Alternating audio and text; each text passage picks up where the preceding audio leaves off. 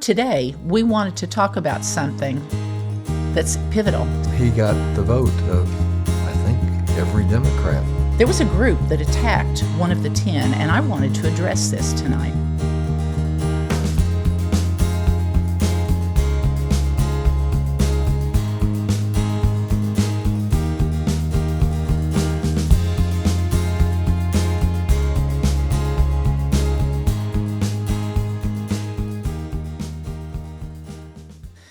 Kevin, how you doing today? Well, I'm here. Very good. Long day. Long day, I know. Yeah. It Gets dark early now. It gets dark early, and it was a work day. Yep. Yeah, for sure. Kevin and I hope that you had a blessed and happy Thanksgiving, first of all. And, today we wanted to talk about something that's pivotal, something that we all need to be seeking, something that we all need to be thankful for. Kevin and I used to... we hosted a youth group years ago, a big youth group, and one of the things we always told the kids, the only thing that ever remains true permanently is God's word. That's it. Everything else, Kevin, shifts and changes with every wind of change. Even bell bottoms. Yeah, even bell bottoms. And disco. I'm glad they're gone. I know, disco. I guess they're not gone. You love the disco balls, Kevin. Well, no. Disco balls and roller skating is kind of Yeah. I kind of left society and I went out on the fringes after that, yeah. That was the early 80s. Yeah. Yeah, I remember that. We remember a lot of stuff. Anyway, truth and how you discern truth. Now, Kevin and I had a really good conversation about this on the way to church the other morning. Reggie's church, Pastor Reggie's church. We'll have to bring him on again soon. We have a lot of good conversations on the way to church. I'm telling you. It's like Sunday school, and a lot of our podcast material comes from those conversations, right? Sometime when we're together and we're driving down the road and we can have a conversation without being interrupted. It is. Yeah, for sure. Now, folks, I believe, and I think Kevin believes this too, this period of time that we're in, I think it looks a lot like what the Bible refers to in the Old Testament and the New Testament in various places. It refers to the great falling away. Or the great deception, and everybody says, oh man, Jesus is coming back. Well, he is, not sure when. It's been a long time. The latter days basically started when Jesus died and rose from the cross, or rose from the grave. Yep. Yeah, that's right. Church age. It's been a little while, the church age, been a little while. But I'm telling you, it's a steady pace. We're moving toward it. So the great deception, there is more deception now than I think I've ever seen. I've never seen anything quite like this. This is amazing. Not in America.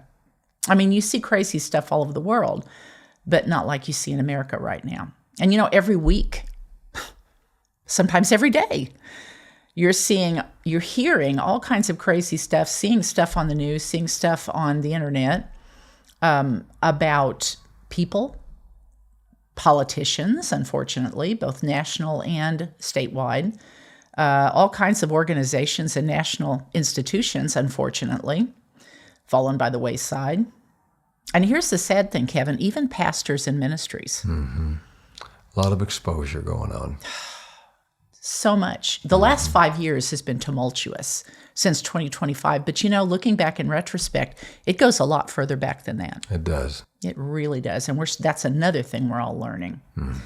And, these are names that we have trusted and believed for years, sometimes for generations.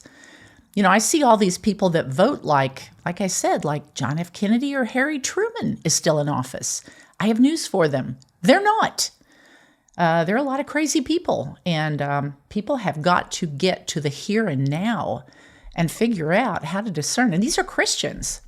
A lot of these people are Christians. I don't know what the deal is. But we have to look at people's choices, look at what people say, and we need to be able to have a standard that we can go to God, ask God, and reading His Word, figure out just exactly what's true and what's not. Now, with the influence of deceived purveyors of information, and Kevin, that's honestly about the best description I could come up with. It's a long one. Deceived purveyors. It's news channels, it's newspapers, it's information on podcasts, on the internet. I mean, everywhere. Textbooks, articles, magazines, everywhere. Social media. Oh, yeah. Yes, I mean, social media has just been a mess. It's good, but Social it's engineering has been Social engineering. rampant. Yep. And with all this information, it's really hard to know how to do something the Bible calls rightly divide the truth and rightly divide the Word of God. Now, one of the things that Kevin and I talked about on the way to church that day was that honestly, when you break it all down, I mean, we have the 10 Commandments, but Kevin, I'm going to have you read something in a moment that really is a beautiful 2-step test if you guys will use it. And I'm telling you, print it up, put it on your bathroom mirror, put it on your door to help you if you're having trouble figuring out what's real and what's not. This is really a foolproof test once you figure out what it's saying about people whenever you read it and compare. It's the clearest way to know how to determine the truth, and that is the 2 greatest commandments spoken of in the Bible. Could you read that scripture for us? It's on your phone.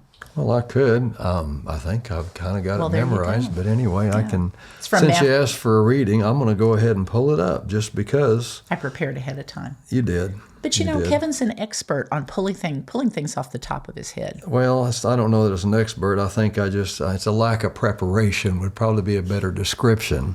I like to wing it, but it's not so much I like to wing it as I'm maybe just a little lazy to go ahead and prepare for things sometimes.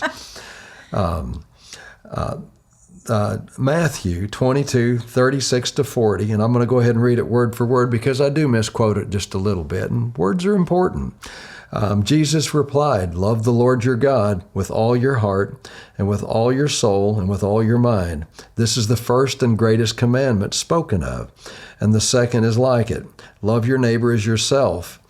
At the law and the prophets hang all these 2 commandments." Yeah. And you can go ahead and you can live by the law, but if you eliminate the people out of it, then the law really doesn't have a lot of value. But those 2 things, Christ, we're supposed to be Christ-like, and something we always forget, we're supposed to be like Christ. And Christ right now, he's sitting on the right hand of the Father, and he's advocating for us. And I love our representatives, our remnant. As we've talked, they have got to where they're, I'm beginning to see them in a clearer light because what they're doing, they're advocating for us. They're citizens. They're truly representatives. And our government, it was founded on biblical principles, Christian morals and values. And if you're going to represent somebody, you know what? We need to do it like Christ does. And wow, we fall way short sometimes. Yeah. And of course, this was asked of Jesus. The first scripture, like we said, was, "Teacher, what's the greatest commandments?" As Kevin just read. I like the last line because it splits it up into 2 parts. The last line says, "All the law and the prophets hang on these 2 commandments." Now, the law is the law by which we live. Like we told those kids, the only thing, everybody's like, what do we do? What do we do? Well, what does the law say? What does God say about it?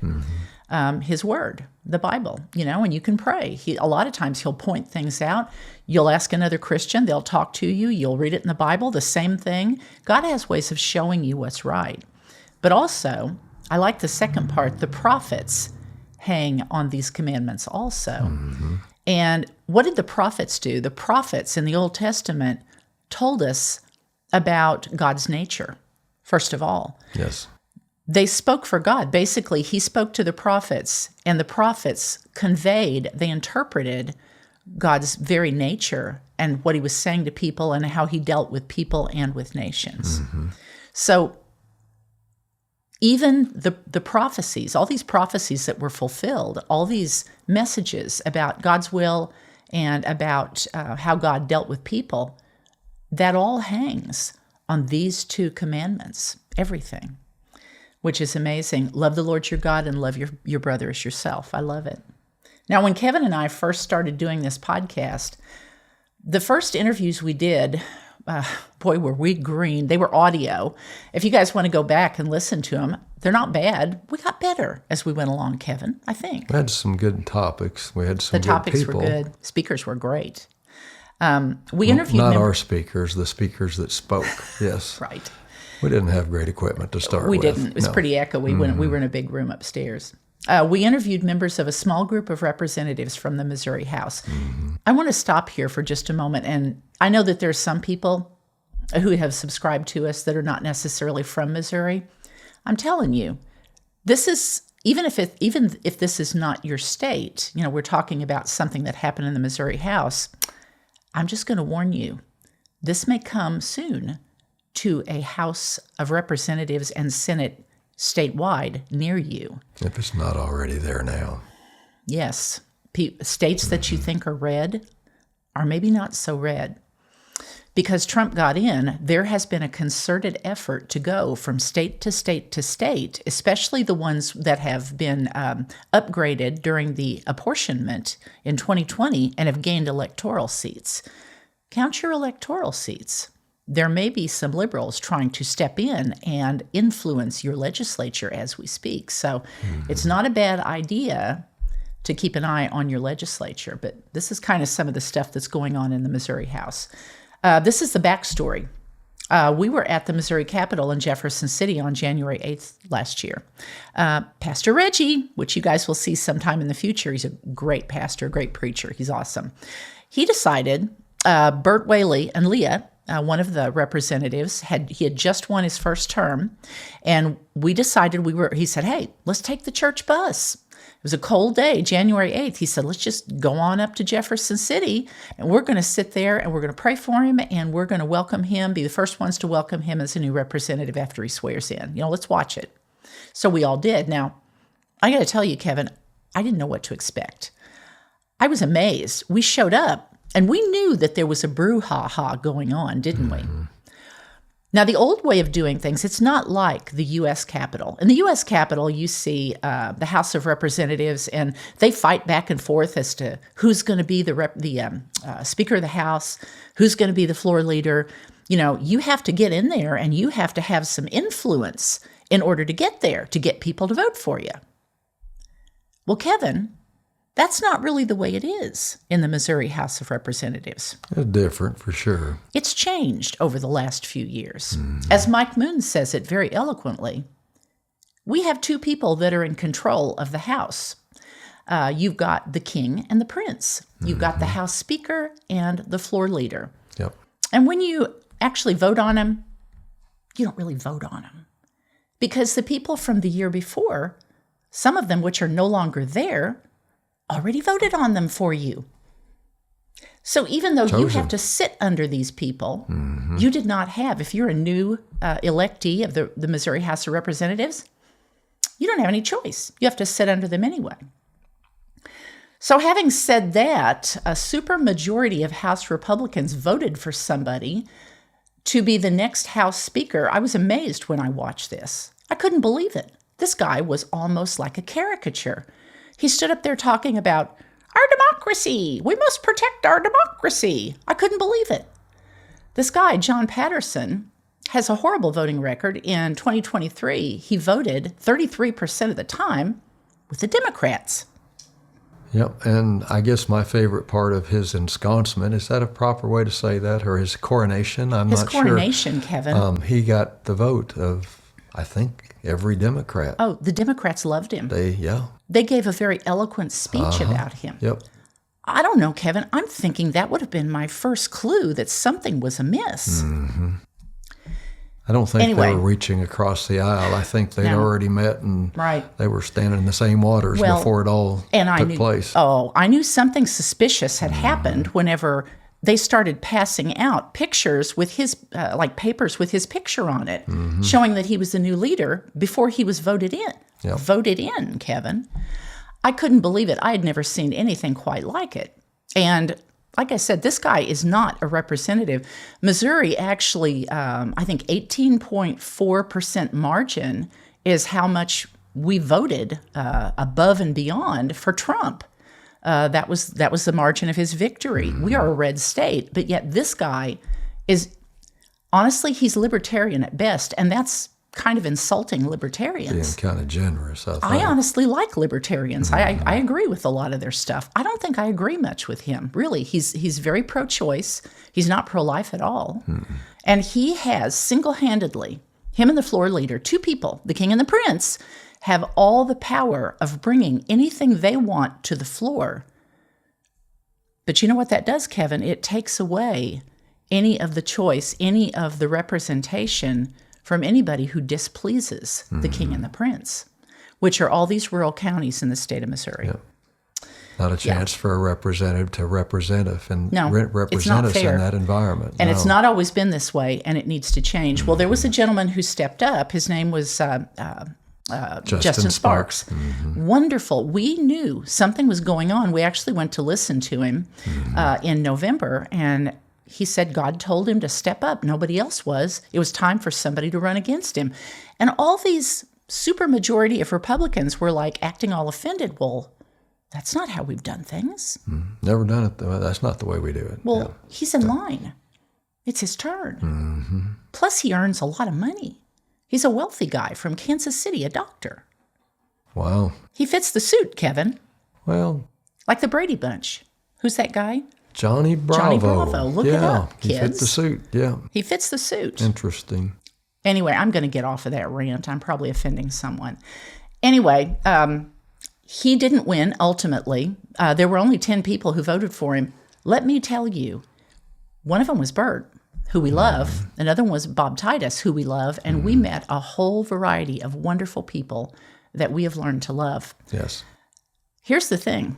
Every one of those people, every one of them, we interviewed them. And I was amazed because God showed me something when we were doing those interviews in that cold month of January after that crazy nomination and election of the House Speaker.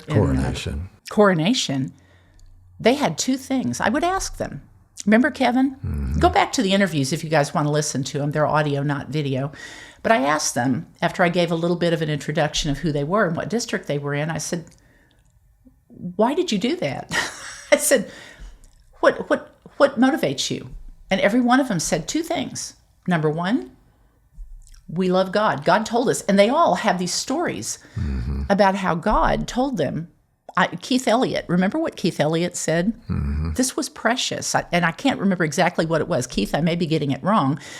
But he's a farmer. And basically, he said he was out tending to his pigs one day. And he said, all of a sudden, God told me I needed to go run for the House of Representatives in Missouri. Lisa Durnell, who we're going to feature on today's show with a little bit of an interview with her testimony, she said the very same thing, not about the pigs, but that God had told her, you know what, Lisa, time for you to step up and do something for a time such as this. That's what she says. Bert and Bob. All of them. All 10. Oh, yeah. Justin Sparks, what a guy. He didn't want to do it. He's got a whole family. But he knew he needed to. He knew somebody needed to step up and do it. And he thought, I guess it's got to be me. Quite a leader. Anyway, if you guys do listen to them, you'll definitely appreciate them. They're great. They did the right thing because it's the right thing to do. Yes, and Justin Sparks, keep in mind, this guy had a horrible voting record that they coronated. John Patterson. Justin Sparks is very conservative with a 97% positive Republican voting record, conservative. Yep. Kevin and I were dumbfounded. I mean, we were amazed. There were people up there holding signs that said, and they shoved everybody in the basement. They were holding signs that said, vote for Justin Sparks. A bunch of people in the halls. Yep. Change the rules, change the game. The rules need changed, folks. Didn't see that on the news. No, you didn't. So the 10 of them voted for it. And afterwards, let's just say that they were frowned upon by the new leader, new speaker.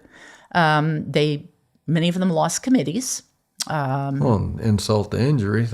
One of the big disciplines up there is in the Senate anyway. They lose their parking spot. I know. They don't go along. So Right. Yeah. that's a long hill you got to walk up if you can't park up there at the top of the hill. I know. Yeah. They were definitely punished for their decision to buck the system, for sure. And as we spoke to each of them, like I said, whenever I asked them, God and people. I love my people. That was one thing that each one of them said. I love my people. I want to hear from my people. They're not going to just sit there and bull through and do whatever they want. They're going to vote in a way that they think that they are representing their people. Yes. God first, people definitely next. They even told Kevin and I they didn't care. I heard several of them. It was amazing. It was like And they meet all the time. They discuss the bills. They meet last year they were meeting twice a week, and they were praying together and they were eating together. This is a body of Christ, Missouri citizens, in your state house. It's amazing. Yes. But they told us they didn't care if they got elected again, and they also told us that, like I said, they want to hear from their people. Kevin. See, I don't know that they don't care if they're elected again. They're there to accomplish a mission. They've been given that, and they that's have a heart for it. They weren't concerned. They weren't concerned about whether they were elected They didn't worry again. about what their standing was going to be. They just knew they had to do what they did. And they knew God would take care of it. Yeah, no, that's a better way to say it. Kevin heard something from a politician that made him squeamish. You want to share that, Kevin? I don't know, squeamish. It made me kind of mad. I was speaking with one of our representatives and concerned, trying to get him to give me a reason or try to have a conversation about the speaker's election and everything and several other things. But anyway, in the middle of the conversation, I said something that offended him, and well, after the offense, he said, I really can't believe it, and I don't remember his exact words, but he said he was shocked that when he got up there to the Capitol, he'd been warned that he needed to be careful up there, that everybody was worried about him and he was going to get hurt or harmed. But when he got up there, he found out they were better to him than the people at home. He literally, he decided that he's going to represent them, and the fact that he said it and didn't back down, but he said he felt that the people at home were his enemy and that the people up there were his friends. That's a real issue. That's very deep, and I hope he's the only one that's that way. That he never thought people back home would treat him that way. Let me tell you, folks, that's telling. That is very telling. That is the sign of a person who has lost their way, really, has lost what's important. Love God and love people. Absolutely. I've got to tell you, something happened this last couple of weeks. Bert, our friend, of course, Bert and Leah, but one of the 10 told me about an attack. Now, we were talking about truth and how do you discern truth. You know, we're looking at Tucker Carlson, we're looking at Candace Owens, we're looking at a lot of people. Again, is it if you listen to somebody, is this damaging? Is this self-serving? Is this not looking outside of yourself? Is this not something that would please God? Look at those 2 commandments. There was a group that attacked one of the 10, and I wanted to address this tonight. And I know there are a lot of people that are probably in Missouri politics that are listening to this. AFP, Americans for Prosperity. Let me tell you first who they were. Now, I heard about them years ago. They were actually part of the Tea Party. They pushed the Tea Party movement. They have a lot of money. It was originally founded and funded by the big business Koch brothers, which they're libertarian. They're conservative. They're libertarian, but they're definitely not. They don't back social stuff. You know, it's all about big money, Kevin. As long as you got your pocketbook filled, we can have all the abortions we want. It's not going to matter. You know, sex change operations. I mean, you know, the culture can fall apart, go to hell in a handbasket. As long as everybody's got money, we're doing great, right, Kevin? Well, they can probably figure a way to profit out of it, I guess. Yeah. And again, I don't mean to be rough on them. I know they've done some good things, but I mean, we're looking at truth here, right? Let's see, the Koch brothers, Charles and the late David Koch. Now, like I said, 2024, very interconnected, Koch network, nonprofit political advocacy groups. They got a ton of cash. AFP has long been considered, this is telling, has long been considered the primary political advocacy group for the Koch's family interests. Their money. They're advocating for money, of course. Yep. AFP's primary focus is on libertarian economic policies and limited government free market philosophy. That's good stuff, right? But again, they're libertarians. I liked what Trump did. Whenever Tulsi Gabbard, a lot of people crossed over and voted for him that were Democrat. They may not believe everything that we do. You know what? I don't have any problem with libertarians. I can be an ally with them. Doesn't mean we're going to believe everything. Doesn't mean I'm going to give my money to them. But what he said about RFK, he said, I'm so glad we're going to put him in HHS. You know, he's going to solve a lot of our problems there. And he said this in front of RFK, which was hilarious. But he said, I'm going to tell him, Bobby, stay away from the oil. And the reason he said that is he was using RFK in an area that he knew he could work on, he could fix. But he also knew that he was very much about the climate change agenda, and he was not going to allow him to get out of his lane, right? Yep. Yeah. So Defining anyway, the lines. That's right. I'm just telling you, AFP, basically, it's all about the big money. They're big money Republicans. They're libertarians, really. Kind of goes back to the big timber companies, the big steel companies, all the big money back in the late 1800s and early 1900s. Yep. People got to be kept in check. And again, they've done some good things. I'm not saying that they haven't. But it generally avoids taking high-profile stances on social issues like abortion or traditional moral or cultural conservatism. Like I said, it can go to hell in a handbasket as long as they got money, they're happy. The organization is fundamentally guided by the science of liberty, not by God. And they're also anti-Trumpers, just so you know. As a matter of fact, they backed Nikki Haley, of all people, in the last election. And when the American people didn't buy into it, I don't think they have their finger on the pulse of the American people. When the American people refused to buy into their candidate, well, at that point, they decided they still weren't going to back Trump. I guess they would have been happy if Mr. Biden would have got in. I don't know. But they said they weren't going to back him, but they did go ahead and back some of the down ballot people. So that gives you just a little bit of a picture of who AFP is. Needless to say, I don't donate to them, okay? AFP recently put out a firestorm of very negative mailers and Facebook posts in Missouri. They got into our business, Kevin. They targeted a good man, Representative Keith Elliott of District 153. Now, I got to tell you, folks, Kevin and I, that's our stomping grounds, and when there are no better people than in that part of the country, and their businesses have all been taken away. Yep. NAFTA and CAFTA. I worked in the 80s. I was very young, but I worked at a garment factory, and I'll never forget. I was so naive. I was like 22 years old, and I remember I was a funnel presser. We would wrap them up and get them ready to send out to the businesses.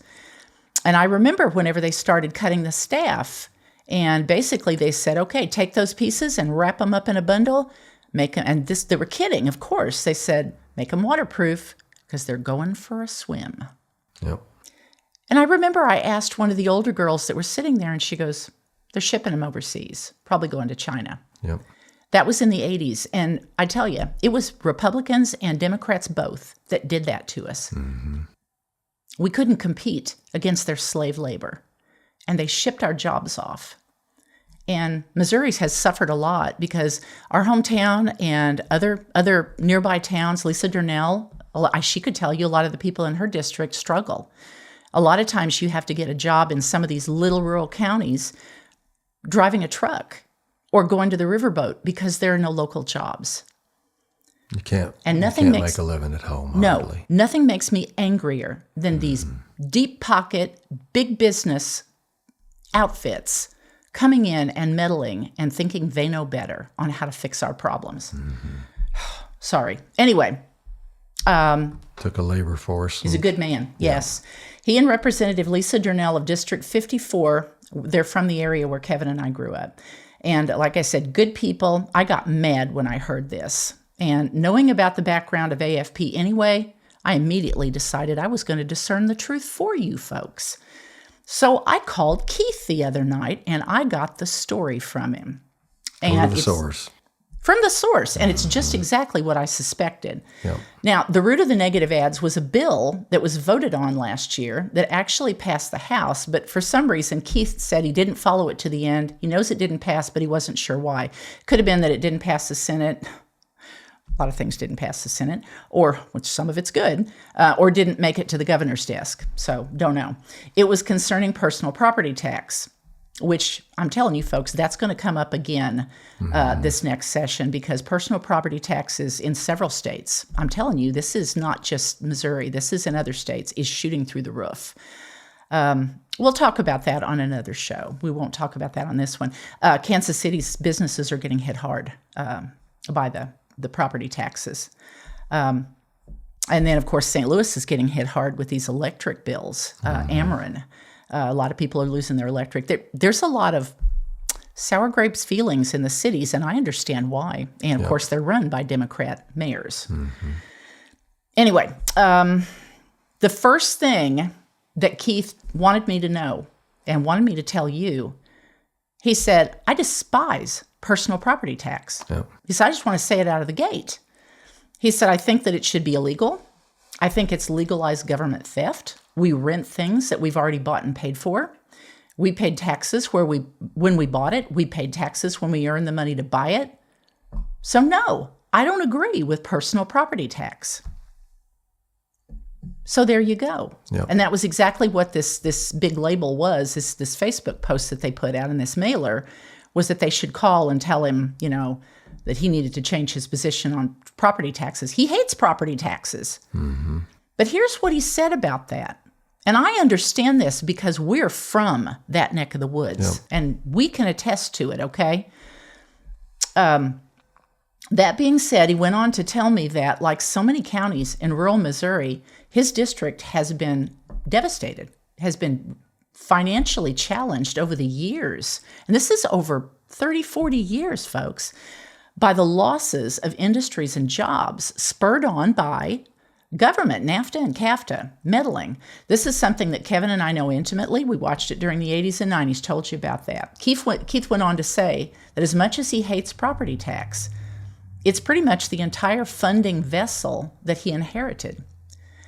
They don't really have any businesses. They don't have much business in the counties where he's at. He's from down in the boonies, around the rivers, the Current River area, beautiful country, but they just don't have a lot of businesses. So because of that... Don't have a lot of businesses, and there's a lot of government ground, so there's no tax base. And that's right, so there's no way to pay for anything. The few that are there... Kevin's right. If you own something, you're going to be taxed out of it because that's the only way they're coming up with money now. So that's right.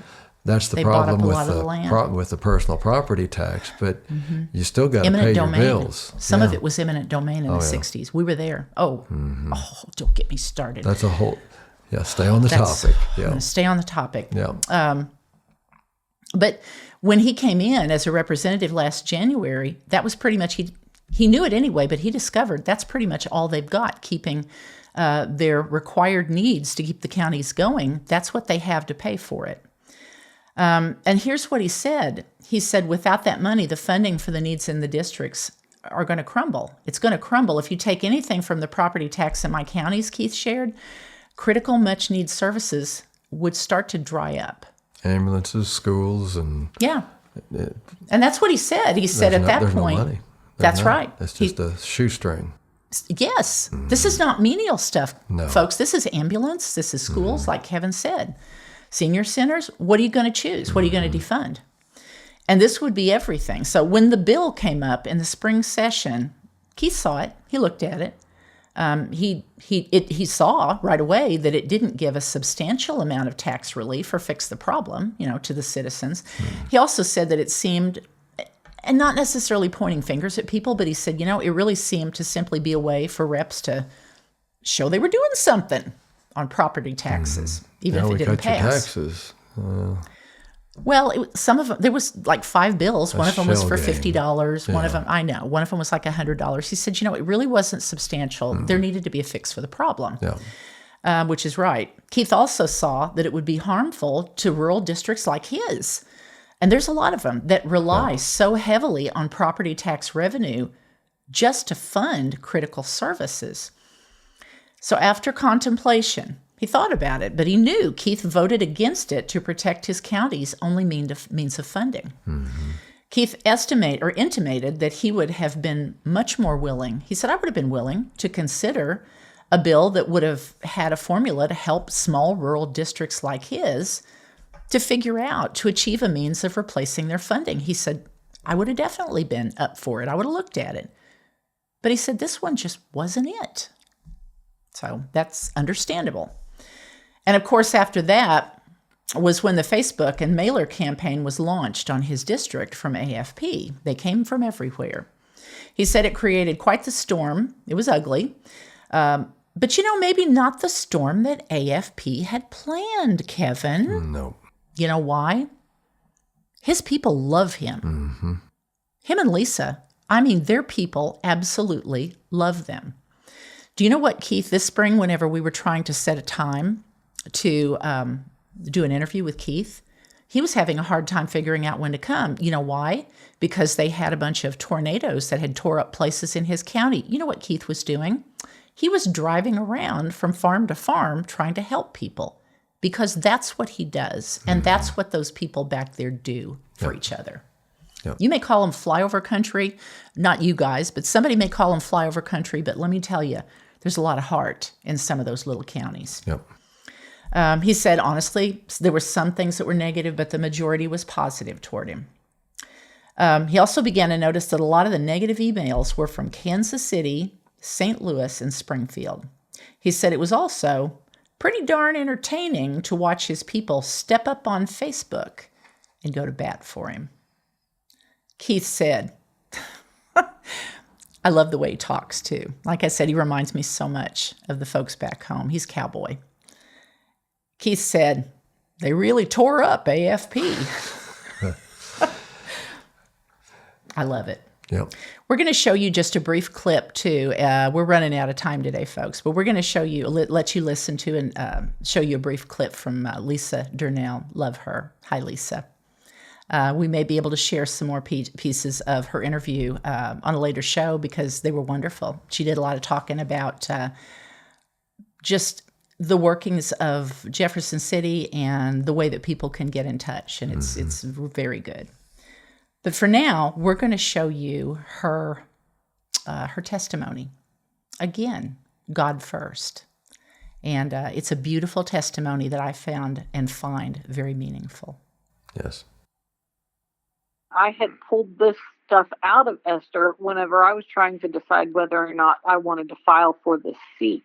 There's that verse in chapter 4 that says, if you remain silent at this time, relief and deliverance for the Jews will arise from another place, but you and your father's family will perish. And who knows but that you have come to royal position for such a time as this. That's the verse that everybody always keys on in Esther. And whenever I read that passage, the part that jumped out at me first was for if you remain silent at this time. Yes. And what's going on in that passage is that Mordecai is Esther's cousin, and he raised her because her parents had died. And whenever she got called to come to the palace, she was one of the beautiful virgins that got called to the palace, and she was like a candidate to be queen. And she hid from the king that she was a Jew. Mordecai did not want her to say that she was Jewish or give her nationality, nothing. So she had hidden that. And now we're to a point where they've ordered all of the Jews to be killed and annihilated and their goods plundered. And Mordecai is now begging. Esther had been chosen as queen, and so he's begging her, please go to the king and try to save your people. Yes. Well, she knows that it's against the law to just approach the king without being called upon by him, and that the penalty for it is death. So unless he puts out his gold scepter. So you've got this whole situation here, and she has to decide, how important is this? But Mordecai saying to her, for if you keep silent at this time, that's what jumped out at me. Yes. Because as Christians in this spiritual warfare and this whole ugly mess that we are in our country, if Christians keep silent, we're going to lose our nation. That's right. It is no time to keep silent. No. And Esther, her people were going to get killed. She was literally trying to save basically, her nation, her people. And Mordecai's appealing to her, for if you keep silent at this time. So, and I look at Charlie Kirk and I say, Charlie knew that we could not keep silent at this time. Right. Yeah. He knew that we had to speak out, and that's exactly what he did. And he went right into the heart of the people who opposed him most. Yes. He took that chance. But as the passage goes on, Esther goes ahead and decides she's going to have everybody fast and pray. And she is going to go ahead, even though it's against the law. She's going to go and approach the king, and she says, if I perish, I perish. And I can't help but think that that's what Charlie felt also, because he knew that his life could be taken from him. I mean, he traveled with a security detail. He, had threats and whatnot made. So he knew the danger of it. But he, like Esther, felt like this is important enough that I can't keep silent. And if I perish, then I perish. Another thing that I think about whenever we are talking about this spiritual warfare is, of course, during my time trying to decide if I was going to run or not, or actually during the campaign, I was reading a lot in 1 Samuel about David and Goliath, if you can imagine that. And one of the things that it says in there I really, really love, because David knew, this was a huge task to go kill a giant that is, he's a giant. How else do you put it? And David was a kid. He wasn't very old. He was a little kid, yes. A young teen, probably. But it says, as the Philistine moved closer to attack him, David ran quickly toward the battle line to meet him. Yes. He ran to the fight. That's right. And as Christians, we need to be running to this fight. That's right. Yes. Yes. We cannot get back on our heels and just think that we're going to coast, because we're going to lose our country if we do that. We're going to lose. We've already lost a lot of morality and everything, but we're going to lose it all if we don't step up. That's and right. I think that people are sensing that over the last few years, and people are waking up, but not everyone's awake. So we really need to work on, getting everyone awake that calls themselves Christians. Yes. Because we need all the warriors we can get. Well said, Lisa Durnell. Mm-hmm. Love you, dear. Well, folks, thanks for joining us again today. Focus. Discerning what is right and true. It's not always easy, folks, but it can be done in times like this by first talking to God and by using the two most important commandments. God first, and love your neighbor as yourself. Mm-hmm. Goes a long way. Kevin, did you have anything to add? Just, it's so encouraging to know how many representatives we got up there that you used the term in the interviews earlier, the North Star. Yeah. Their North Star is serving God. Yeah. Their North Star is not just that, but they're following it up with the second part of that commandment that Jesus talked about, is loving your neighbor as yourself. They're advocating for their people. Yeah. They have compassion and they care, and they're not disjointed from them. Yeah. And, when you get in these larger cities, I don't know how it happens. I'm not part of that, but it seems like they forget it's about people. And these bigger politicians, they forget the people. Top down never works. No. Even in grassroots agencies that lose their focus. And we're going to have to start calling that out. It's time to speak up. We have to have a voice. And if they're not going to give us an opportunity for a voice, we've got to find those ways to be that voice. Yeah. Like AFP, the politician I talked about. No, I know. I don't think he's a bad person. Not at all. But I think he's been Yes. into that. He's been drug into that. And I'm sure he thinks he's doing the right thing. But somehow we've got to reason with these people, because I genuinely think he loves people. And I think he loves God.